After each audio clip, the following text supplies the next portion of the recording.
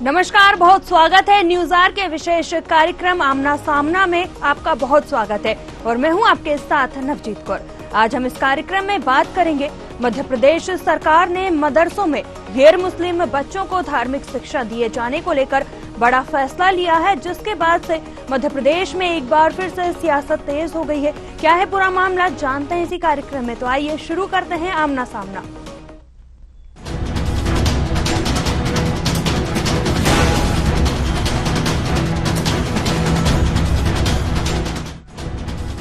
मध्य प्रदेश की मोहन सरकार ने मदरसों को लेकर बड़ा फैसला दिया है।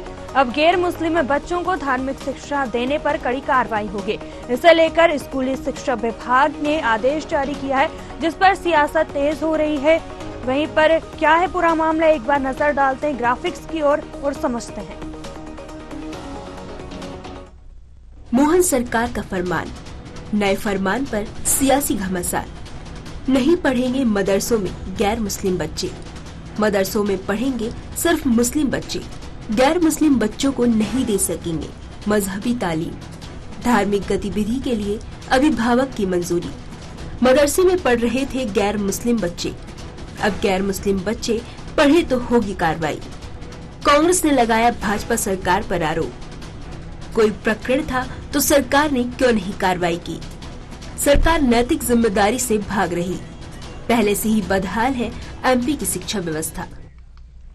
मध्य प्रदेश के मुख्यमंत्री डॉक्टर मोहन यादव सरकार ने मदरसों में गैर मुस्लिम बच्चों को धार्मिक शिक्षा दिए जाने को लेकर बड़ा फैसला लिया है। इस संबंध में लोक शिक्षण संचालनालय ने सख्त आदेश जारी की है, जिसमें कहा है कि अगर किसी गैर मुस्लिम बच्चों को धार्मिक शिक्षा दी जाती है तो इसके लिए संबंधित संस्थान पर कड़ी कार्रवाई की जाएगी। आदेश में स्पष्ट किया गया है कि गैर मुस्लिम बच्चों को मजहबी तालीम देना गैर कानूनी है।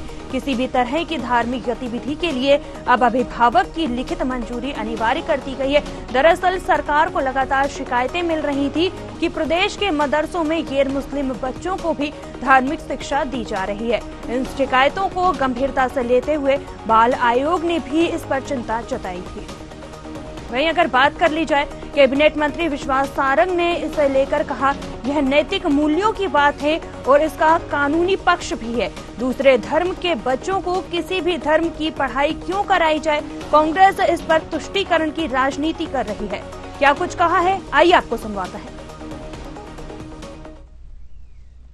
देखिए, ये नैतिक मूल्यों की बात भी है और कानूनी पक्ष भी इसका बहुत मजबूत है कि किसी भी धर्म के व्यक्ति को, बच्चे को दूसरे धर्म की पढ़ाई क्यों कराई जाए।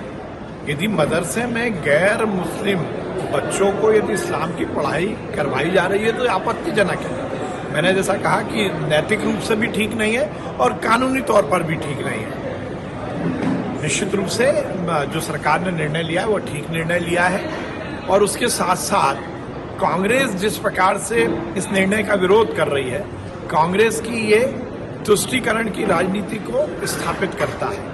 पर हमें इसमें आश्चर्य नहीं, क्योंकि कांग्रेस तो हर समय तुष्टीकरण की राजनीति कर रही है, नेहरू से लेकर और आज तक। पर इस तरह की राजनीति यहाँ नहीं चलेगी और वो मदरसे जो कि गैर मुस्लिम बच्चों को इस तरह की शिक्षा ग्रहण कराएंगे, उनकी मान्यता समाप्त होगी। कांग्रेस ने इस फैसले को लेकर विरोध दर्ज किया है। कांग्रेस का कहना है, मध्य प्रदेश में शिक्षा व्यवस्था पहले से ही बदहाल है। मदरसे सरकार के अधीन आते हैं। अगर मदरसों में गैर मुस्लिम बच्चों को पढ़ाए जाने की शिकायतें मिल रही थी तो कार्रवाई क्यों नहीं की गई है। क्या कुछ कहा है, आपको सुनवाते हैं, फिर करेंगे इस पर चर्चा। किस तरह से बदहाल है और किस तरह से आज बात जो रही है वह किसी से छुपी नहीं है। आज मदरसे की अगर बात निकल कर आ रही है तो मदरसे सरकार के अधीन होते हैं, सरकार के अधीन ही संचालित होते हैं। अगर इस तरह का कोई प्रकरण था तो सरकार कार्रवाई करके उसको सामने लाती, लेकिन सरकार अपनी नैतिक जिम्मेदारियों से भाग रही है, क्योंकि मध्य प्रदेश में स्कूली शिक्षा व्यवस्था जिस तरीके से जर्जर है, आज बच्चे बिना शिक्षक के तमाम स्कूलों में पढ़ रहे हैं। कई ऐसे स्कूल हैं जहाँ छत की व्यवस्था नहीं है। समुचित व्यवस्थाओं से तरसती हुई शिक्षा व्यवस्थाओं को छुपाने के लिए सरकार तमाम तरह के मुद्दे उछाल रही है। सरकार भारतीय जनता पार्टी की 20 साल से, अगर ऐसा कोई प्रकरण था तो इसके लिए जिम्मेदार भारतीय जनता पार्टी की सरकार है। चलिए इसी मुद्दे पर आज हम चर्चा करेंगे। हमारे साथ तीनों मेहमान जुड़ चुके हैं। सबसे पहले आपका उनसे परिचय करा देते, फिर करेंगे इस मुद्दे पर चर्चा भी। इंजीनियर सत्येंद्र जैन बीजेपी प्रवक्ता, समर सिंह कांग्रेस प्रवक्ता और संजय यादव राजनीतिक विश्लेषक हमारे साथ जुड़ चुके हैं। आप सभी मेहमानों का बहुत बहुत स्वागत है। तो जिस तरीके से देखा जा रहा है कि मदरसों में हो रही शिक्षा को लेकर जिस तरीके से ये मामला गरमाता हुआ नजर आ रहा है, सत्येंद्र जी सबसे पहले आपके पास आएंगे। मध्य प्रदेश सरकार ने मदरसों में गैर मुस्लिम बच्चों को धार्मिक शिक्षा दिए जाने को लेकर बड़ा फैसला लिया है। इस संबंध में अगर देखा जाए तो आदेश भी जारी कर दिए गए, लेकिन विपक्ष कहीं ना कहीं घेरता हुआ नजर आ रहा है। इस पर क्या कहेंगे आप? देखिए, ये जो निर्णय लिया है ये बहुत ही अच्छा निर्णय है सरकार का जी, और इसमें सभी को अभिनंदन करना चाहिए।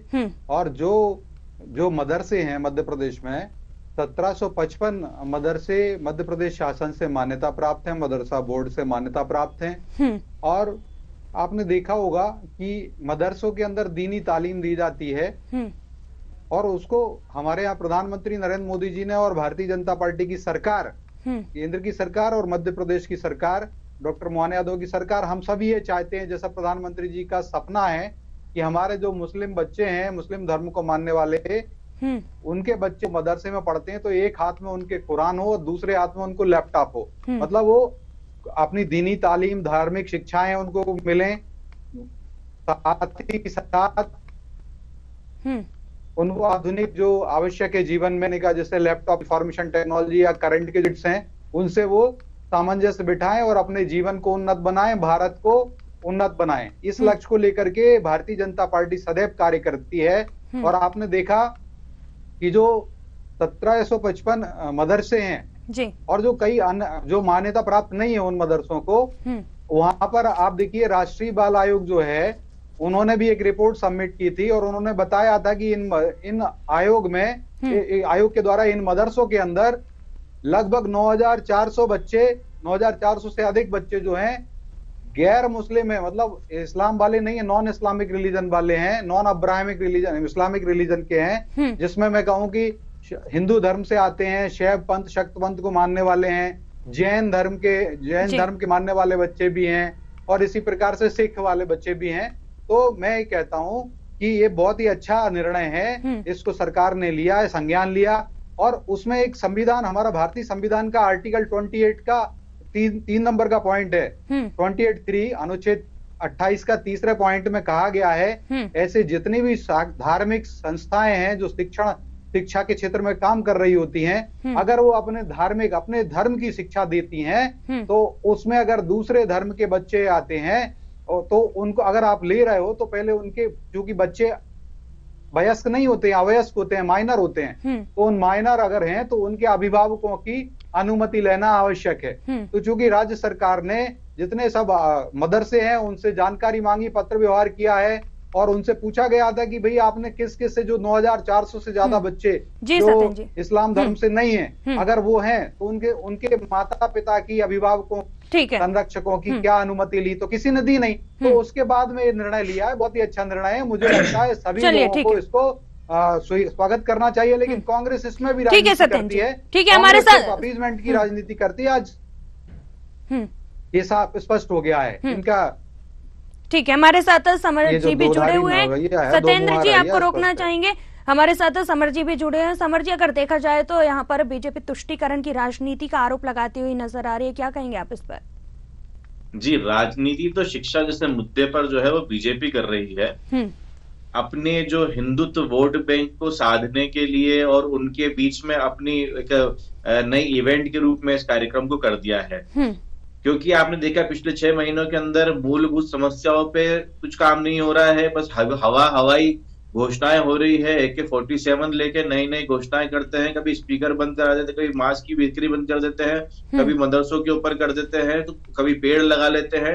तो इस प्रकार से सब कुछ चल रहा है। देखिए, तो PR एक्टिविटी है कि मध्य प्रदेश में जो हिंदूवादी का वोट बैंक है उनको जताने के लिए और दिखाने के लिए काम किया जा रहा है। अब मैं संविधान की बात करूंगा आपसे कि संविधान का जो अनुच्छेद 330 है वो हमको, वो माइनॉरिटीज को, जैन, बुद्ध, सिख और मुस्लिम्स को और पारसी लोगों को ये सुविधा देता है कि वो अपने धर्म की संस्थाओं को चलाए, धार्मिक शालाओं को चलाए और उसके अंदर अपने धर्म के प्रचार प्रसार करें।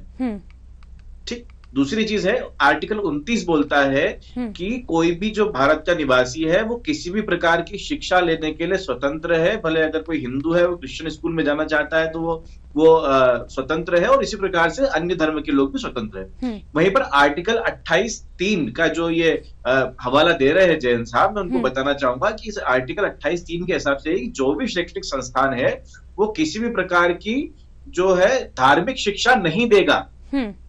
धार्मिक शिक्षा का अर्थ यह है कि अगर कॉन्वेंट स्कूल में कोई बच्चा पढ़ता है तो वहां पर जो दूसरे या वहां पर भी जो बच्चे पढ़ते हैं उनको वो उनके धर्म के बारे में नहीं बताएंगे या उनके धर्म की प्रैक्टिस वहां पर नहीं कराएंगे, क्योंकि एक जो स्कूल होता है वो सभी धर्मों के बच्चों के लिए होता है।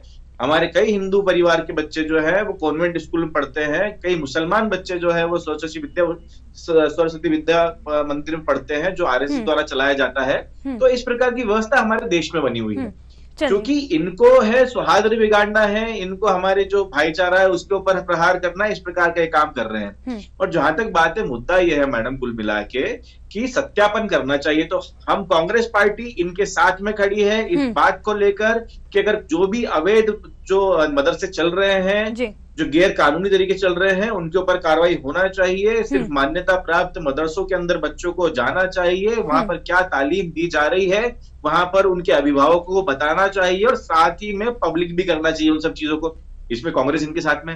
लेकिन अब राजनीति इसमें ये कर रहे हैं कि ये कह रहे हैं कि आर्टिकल 28(3) के हिसाब से किसी भी जो शैक्षणिक संस्थान होगा वो धार्मिक शिक्षा नहीं देगा। अब इस हिसाब से देख लीजिए, जो सरस्वती स्कूल में बच्चे पढ़ते हैं वहां पर सरस्वती वंदना के साथ में जो है दिन की शुरुआत होती है, वहां पर मुसलमान बच्चे भी पढ़ते हैं। तो क्या आप वहां की संस्कृति बदल देंगे? जहां पर मैं कॉन्वेंट स्कूल की बात करना चाहूंगा, कॉन्वेंट स्कूल में एनसीईआरटी सीबीएसई के अंदर बता दूं कि रेदास, सूरदास, मीरा, कबीर और लघु कथा रामायण और लघु कथा महाभारत 5वीं और 7वीं कक्षा में पढ़ाई जाती है। तो क्या आर्टिकल 28(3) के माध्यम से आप वो भी खत्म कर देंगे? मतलब आप तो मुसलमानों को छोड़िए, आप तो हिंदुओं से उनकी धार्मिक शिक्षा का राइट छीन रहे हैं। और जहां तक की बात है यूपीएससी, एमपीपीएससी जैसी परीक्षाओं के अंदर बताना चाहूंगा कि शैव धर्म, वैष्णव धर्म, जैन धर्म, बौद्ध धर्म, इसके अतिरिक्त सिख धर्म, क्रिश्चियन धर्म, सिख और जितने भी धर्म हैं भारत के अंदर, उन सब के बारे में पढ़ाया जाता है, पूछा जाता है, तब जाके एक बच्चा जो है आईएएस आईपीएस बनता है। चलिए ठीक है, तो अब ये किस प्रकार का लेके आ रहे हैं, आप इसको समझने की कोशिश कीजिए। दिमागी रूप से खाली हो चुकी है भाजपा, इनके पास में करने के लिए कुछ भी नहीं है। एक लाइन आखिरी बोलना चाहूंगा, 40% बच्चे 10वीं के अंदर फेल हो गए। इसी मध्य प्रदेश के अंदर 6 बच्चे सर्वदंश से मर जाते हैं इसी इनके स्कूल के अंदर, जहां पर रेसिडेंशियल स्कूल होता है। चलिए बिल्कुल आपके सवालों का जवाब भी लेंगे, आपको रोकना चाहेंगे हमारे साथ। तब तो इतनी सारी समस्या है, लेकिन उनको क्या दिखता है यहाँ पर? उनको दिखता है मुसलमान दिखता है, माइनॉरिटी दिखती है, और कोई नहीं दिखता। समर जी आपको रोकना चाहेंगे, सत्येंद्र जी से इसका जवाब जरूर लेंगे, लेकिन हमारे साथ संजय यादव जी भी जुड़े हैं। संजय जी आपका रुख करेंगे और आपसे जानना चाहेंगे कि इस तरह का ये कोई पहला मामला नहीं निकलकर सामने आया। अगर देखा जाए तो देश के अलग अलग कोनों से लगातार ऐसे मामले सामने आते, लेकिन कोई कठोर नियम नहीं लाया जाता। ऐसा क्यों? आखिर इसका जिम्मेदार कौन है? देखिए, सबसे पहली बात तो ये है कि शिक्षा का मामला है ये जी, और मदरसा का अर्थ ही होता है सीखने की जगह, विद्यालय हो या शिक्षण संस्थान हो जी। तो मदरसे की स्थापना कोई हिंदुस्तान में नहीं हुई है, ये अरब से शुरू हुआ है, जहाँ पे अरबी लोग रहते थे, और उस समय की वहाँ पे जो भाषा थी उनकी अरबी भाषा थी, तो वहाँ के लोग अरबी में पढ़ते थे। तो उन्होंने उस स्कूलों का स्थापना की वहाँ के राजा महाराजाओं ने। तो उस पद्धति को धीरे धीरे, जब यहाँ पे कलकत्ता में वॉरेन हेस्टिंग्स थे, तो उन्होंने 1781 समथिंग है, उसमें डेट लिखा होगा, आपने देखना गूगल पे। तो उन्होंने इसको जारी किया था कि क्योंकि यहाँ पे सारा जो हिसाब किताब था उर्दू में था, जमीनों का मामला, कई चीज जो गुड़ा भाग था सब उर्दू में था, सारा बही खाते उसे बनते थे। तो उनको बड़ी दिक्कत हो रही थी कि इसको अपन समझे कैसे। तो उसको समझने के लिए उन्होंने कुछ एंग्लो फारसी करके एक बनाया था संस्थान, जिसके तहत उन्होंने पहले मदरसे की स्थापना कलकत्ता में हुई थी उनके माध्यम से, ताकि लोग अंग्रेज वो उर्दू सीख के उसको पढ़ सके। तो ऐसा कुछ नहीं है कि मदरसा जरूरी है कि नहीं है, बात यह है कि जब देश हमारा एक है और शिक्षा का मामला है, तो शिक्षा में दो तरह की बात नहीं होनी चाहिए। शिक्षा एक ग्लोबल सिस्टम है और पूरी वैश्विक शिक्षा पद्धति एक हिसाब से चलती है। आज हम बात करते हैं मदरसे की, दूसरी तरफ बात करते हैं क्रिश्चियन स्कूलों की। तो ऐसी क्या बात है कि आज क्रिश्चियन जो इस पैटर्न चल रहा है, क्रिश्चियन स्कूल जो चल रहे हैं और लगभग पूरे दुनिया में उसी पैटर्न एजुकेशन हो रहा है, तो कहीं ना कहीं जो उनकी शिक्षा पद्धति है वो ओपन है, ग्लोबल है और पूरी दुनिया में उस प्रकार की शिक्षा पद्धति चालू है। आज हमारे देश में भी जितने मिशनरी स्कूल हैं वो कहीं ना कहीं बोर्ड जो एमपी मतलब स्टेट बोर्ड से, स्कूल बोर्ड से, सेंट्रल यूनिवर्सिटी बोर्ड मतलब यूनिवर्सिटी से कहीं ना कहीं एफिलेटेड हैं और उनकी डिग्री की मान्यता है। हम कह रहे हैं ऐसे कितने मदरसे हैं जहां से डिग्री मिली और वहां से बहुत बड़े बड़े साइंटिस्ट और बहुत बड़े बड़े अधिकारी निकले हो, क्योंकि उसकी कोई वैल्यू भी नहीं। ठीक है, आपको धर्म की शिक्षा लेनी है तो आप धर्म की शिक्षा तो घर पे भी ले सकते हैं, मंदिर मठों में ले सकते हो, पर उसको एक व्यापक रूप में आज की परिवेश में तो मुझे लगता नहीं कि मदरसे की बहुत आवश्यकता होनी चाहिए, क्योंकि इस मदरसे के कारण ही हमारा जो मुस्लिम समाज है इस देश में बहुत पिछड़ गया है, क्योंकि वो मुख्य धारा से कहीं ना कहीं कटा हुआ है। उसको कहीं ना कहीं धर्म से ज्यादा प्रेरित जो शिक्षा दी जा रही है कहीं ना कहीं धर्म से। और हमारा जो मामला है, बच्चे जो होते बड़े कोमल चीज होती है, वो विश्व मतलब देश के नींव होती है। आज हम उसको जो शिक्षा देंगे उसी प्रकार वो देश में आगे बढ़ेगा, देश के लिए सोचेगा। और आप देख रहे हो लगातार कहीं कहीं अपन पढ़ते हैं, टीवी में देखते हैं कि मदरसों में आतंकवादी जैसे शब्द जो आते हैं कहीं ना कहीं कि वहां से इस टाइप का भी कारोबार चल रहा है, तो कहीं ना कहीं देश के लिए नुकसानदेह है। और मैं तो कहता हूं मदरसे जैसे संस्था को इनकी मान्यता बंद करनी चाहिए और देश में एक कॉमन एजुकेशन लागू करना चाहिए। यदि किसी को धार्मिक शिक्षा देनी है तो अपने मंदिर मठों में दे, कोई दिक्कत नहीं है, पर मदरसे जैसा कोई शब्द अब जरूरत नहीं है। हिंदुस्तान में खास भारत में इसकी कोई आवश्यकता नहीं है। जब हम चाहते हैं कि हमारा बच्चा भी, तब बोलते हैं कि मुस्लिम लोग हमारे जॉब नहीं मिल रहा है, हमारे उसके बराबरी नहीं कर पा रहे हैं, तो भाई आपकी शिक्षा ही गड़बड़ है। आप मदरसे की पढ़ाई करते हो और फिर बात करते हो कि हमें कंपटीशन करना है, देश की मुख्य धारा में जाना है। यदि मुख्य धारा में जाना है तो आपको कॉमन एजुकेशन, ग्लोबल एजुकेशन जाना पड़ेगा। और हम किसी की पैरवी नहीं कर रहे हैं कि हम इस्लाम के विरोधी हैं या बौद्ध के विरोधी हैं, क्रिश्चियन के विरोधी हैं। आज क्रिश्चियन मिशनरी से पढ़ाई जो एजुकेशन अच्छी एजुकेशन मिल रही है। आज सारे बच्चे ज्यादातर सोचते हैं कि हम क्रिश्चियन स्कूल में पढ़े, मतलब मिशनरी स्कूल में पढ़े, जहां पे उनको एक अच्छी शिक्षा मिलती है, अंग्रेजी का ज्ञान है ये। अब यहाँ पे उर्दू का ज्ञान आप ले भी लोगे तो उसका क्या फायदा बताओ आप। ठीक है, उसका हम किसी धर्म का विरोध नहीं करते, किसी शिक्षा पद्धति विरोध नहीं करते, परंतु आज के परिवेश में जो मदरसे की परिभाषा लोग जान रहे हैं पूरे देश और दुनिया में, हिंदुस्तान नहीं पूरी दुनिया में जो मदरसा काम कर रहा है, तो उससे कहीं ना कहीं वो एक शक के दायरे में चीजें आती है। तो हमें ऐसे संस्थाओं को प्रोत्साहन न देते हुए कहीं ना कहीं मैं तो कह रहा हूं कि ये शिक्षा पद्धति मदरसा बोर्ड बंद ही करना चाहिए। आप कॉमन एजुकेशन सिस्टम चलाओ, सिंगल बोर्ड बनाओ, सिंगल यूनिवर्सिटी बनाओ, ताकि देश उसमें तेजी से सारे समाज के लोग, सारे धर्म के लोग एक मुख्य धारा में आके देश का विकास की ओर बढ़े। चलिए ठीक है, हमारे साथ सत्येंद्र जी भी जुड़ गए। सत्येंद्र जी, आपसे जानना चाहेंगे कि जिस तरीके से सत्ता पक्ष पर विपक्ष लगातार आरोप लगाता हुआ नजर आता है कहीं ना कहीं, और वहीं अगर ये भी आरोप लगाया है कि अगर मदरसों में गैर मुस्लिम बच्चों को पढ़ाए जाने की शिकायतें मिल रही थी तो कार्रवाई क्यों नहीं की गई, और इसका जिम्मेदार जिस तरीके से अभी समर जी ने बीजेपी को ही ठहराया है, क्या कहेंगे आप इस पर? देखिए, कार्रवाई की जा रही है और ये सभी के ऊपर कार्रवाई होती है। और अब कांग्रेस का इसमें दो मुहा चरित्र स्पष्ट तौर पर नजर आता है। जिस प्रकार से आप देखिए, सिर्फ और सिर्फ कांग्रेस को अपीजमेंट पॉलिटिक्स करना है मुस्लिमों के ऊपर। अभी ये सब के सब बयान आ रहे हैं और आप देखिए कांग्रेस माइनॉरिटीज, कोई मुस्लिम अकेले माइनॉरिटीज नहीं है इस देश में, सिख भी माइनॉरिटीज हैं। सिखों के साथ कांग्रेस ने क्या किया, उनके गले में टायर जला जला के उनको मार डाला और लगभग 12,000 सिखों की हत्या हुई है, नरसंहार हुआ था। और 3,000 तो ऑन रिकॉर्ड है जो सरकारी रिकॉर्ड में। उसके बाद राजीव गांधी जी प्रधानमंत्री थे। मुद्दे पर ही हूँ, की बात हो रही है। जिस प्रकार से समर जी और जो उनके कांग्रेस के प्रवक्ता जी की बयान थी, मैं उसी पे बोल रहा हूँ। आप सुन तो लीजिए, बिल्कुल मैं तो इन्होंने जो है तो इन्होंने अपीजमेंट किया है, सिर्फ मुस्लिम का सिखों के ऊपर नरसंहार किया। और जब बड़ा पेड़ गिरता है तो धरती हिलती है, ऐसे शब्दों से अलंकृत किया है उस घटना को, उस पर क्षमा भी नहीं मांगी है। और सैम पित्रोदा जैसे लोग आज भी हैं जो कहते हैं हुआ तो हुआ, कर दिया तो कर दिया, उस पर कोई पश्चाताप नहीं होता उनको। और आप देखिए इसी प्रकार से जैनियों के ऊपर भी, जैन भी एक अल्पसंख्यक आते हैं, उसके ऊपर कांग्रेस ने अत्याचार किए हैं। आप देखिए क्या अत्याचार किए जैनों पर, महाराज क्या अत्याचार किए जैनों पर, झूठ बोल रहे हैं आप यहाँ पर, झूठ बोल रहे हैं आप। कौन सा अत्याचार करे जैनों पर? अमित शाह अगर जेल चले गए, तड़ीपार हो गए, तो वो जेल में नहीं आते हैं। वो एक अपराधी के रूप में गए थे वहां पर। बात अपने समय कर लीजिएगा। कौन सा अपराध कर दिया जैनों पर? आप झूठ बोल रहे हैं इस चैनल के ऊपर यहाँ पर। अरे बकवास की बात बंद करो, आप सुनो। अब आप बकवास कर रहे हैं यहाँ पर, झूठ बोल रहे हैं। मुद्दा शिक्षा का है, शिक्षा की बात कीजिए ना, शिक्षा की बात कीजिए। बकवास क्यों कर रहे हैं यहाँ पर बैठकर आप? कौन से जेल लोगों का अत्याचार कर रहे हैं? सत्येंद्र जी को पहले अपनी बात पूरी कर लेने दीजिए, एक एक करके। आप अगर इस अरे ये झूठ बोल रहे हैं आप, मैं इनसे यही पूछ रहा हूँ कि कौन से जेल लोगों पर कांग्रेस ने अत्याचार समर जी आपको रोकना चाहूंगी। सत्येंद्र जी आप मुद्दे पर आइए। यहाँ पर बात ये हो रही है कि समर जी जिस तरीके से बीजेपी पर निशाना साधते हुए नजर आ रहे हैं और इसका जिम्मेदार बीजेपी को ठहरा रहे हैं, क्योंकि कह रहे हैं कि बीजेपी की सरकार बीजेपी ही ये। समर जी आपके पास भी आएंगे, समर जी आपके पास भी आएंगे, लेकिन पहले सत्येंद्र जी को अपनी बात रखने दीजिए। क्यों बुलाया है मुझे? देखिए मुझे डिबेट में बुलाया है, मुझे बोलने दीजिए। मैं अपने समय बोल रहा हूँ। चलिए आप अपनी बात रखिए। मैंने कोई मुझे बोलने दीजिए। मेरा अधिकार मत छीनिए, अभिव्यक्ति की स्वतंत्रता। जी चलिए मुद्दे पे आइए। देखिए मैंने बोला ना, एक आचार्य कामनंदी जी महाराज साहब की नृशंस हत्या हुई है, एथनिक क्लींजिंग करने का काम किया गया कर्नाटक के अंदर, और सिद्धारमैया की सरकार आंखें बंद बैठी रही। वो भाजपा सरकार, भाजपा के लोग वहां पर कर्नाटक विधानसभा में आंदोलन किया, हम लोग सड़क पर आए, किस प्रकार से उनकी नृशंस हत्या की गई। मध्य प्रदेश में दिग्विजय सिंह जी उसके प्रतिरूप हैं।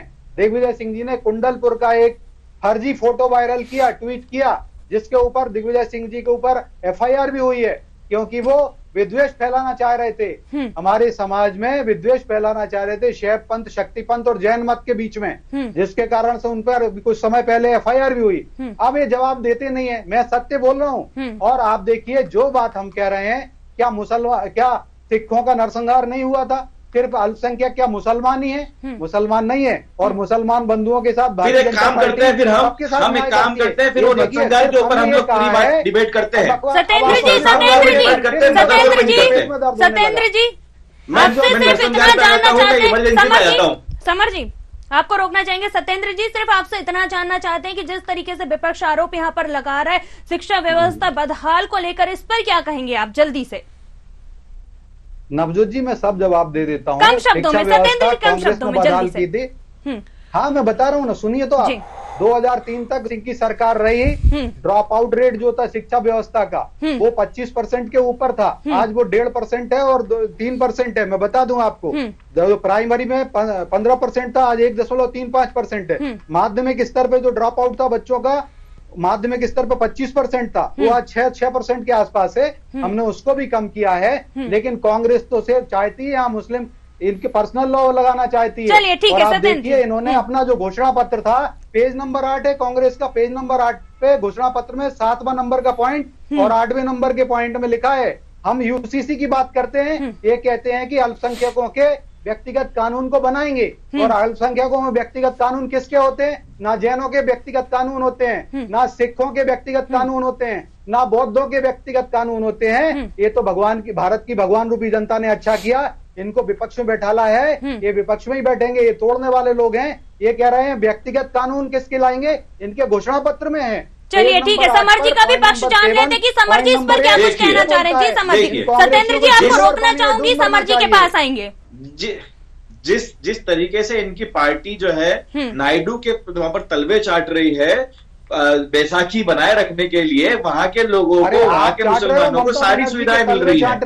अब यहाँ पर इसको देखिए, डॉक्टर बहन की आप देखिए इनको, आप इनके चरित्र यहाँ पर देखिए। समर जी आप देखिए, भाषा की मर्यादा यहाँ पर बनाए रखिए। भाषा की मर्यादा ही है ये, भाषा की मर्यादा ही है। आप केरल में जाते हैं, आप केरल में जाते हैं, आप केरल में जाते हैं, वहां पर बोलते हैं हम बीफ बंद नहीं करेंगे। आप गोवा में जाते हैं, वहां पर बोलेंगे बीफ बंद नहीं करेंगे।